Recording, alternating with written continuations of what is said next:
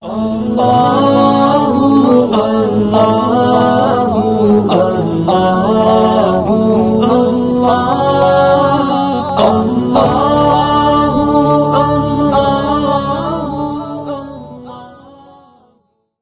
الله الرحمن الرحيم.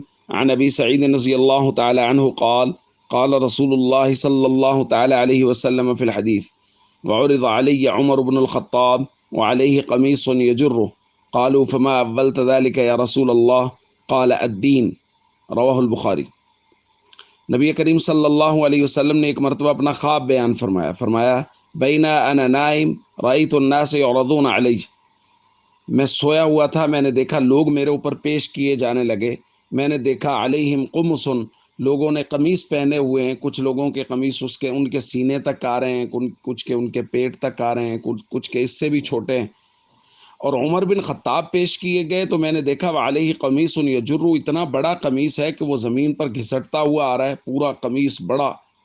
صحابہ نے پوچھا یا رسول اللہ تعویل کیا ہے، تعبیر کیا ہے اس خواب کی؟ حضور نے فرمایا دین، یعنی کچھ لوگوں کا دین بہت کم ہے، لیکن عمر بن خطاب ان کا دین اتنا مضبوط ہے، فہم دین مضبوط ہے، عمل علی الدین مضبوط ہے، اور دین پر فیصلے اتنے مضبوط ہیں کہ وہ اس قمیص کو، جو دین والا قمیص ہے، اس کو کھینچتے ہوئے گھسیٹتے ہوئے آ رہے تھے۔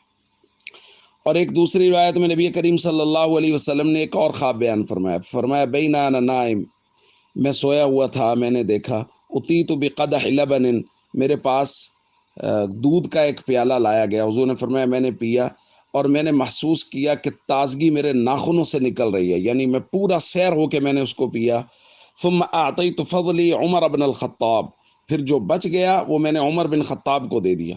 قالوا، صحابہ نے پوچھا یا رسول اللہ فما اولتہ، اس کی تعویل کیا ہے، اس کی تعبیر کیا ہے؟ فرمایا العلم، حضور نے فرمایا اس کی تعبیر علم، یعنی علم اور دین۔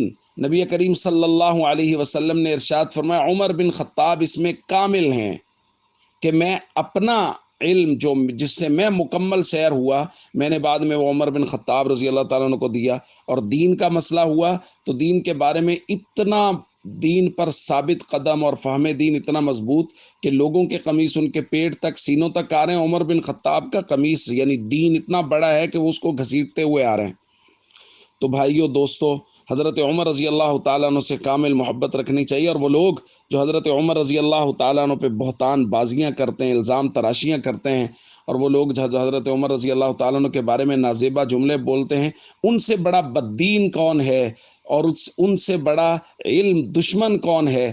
جو حضور علیہ الصلوۃ والسلام تو فرما رہے ہیں کہ عمر بن خطاب نے جو قمیص، دین کا قمیص پہنا ہے، وہ بہت بڑا اور مضبوط ہے، اور یہ لوگ حضرت عمر رضی اللہ تعالیٰ عنہ کے دین پر اعتراض کرتے ہیں۔ اللہ پاک پوری امت کو فہم اور سمجھ نصیب فرمائے۔ السلام علیکم ورحمۃ اللہ وبرکاتہ۔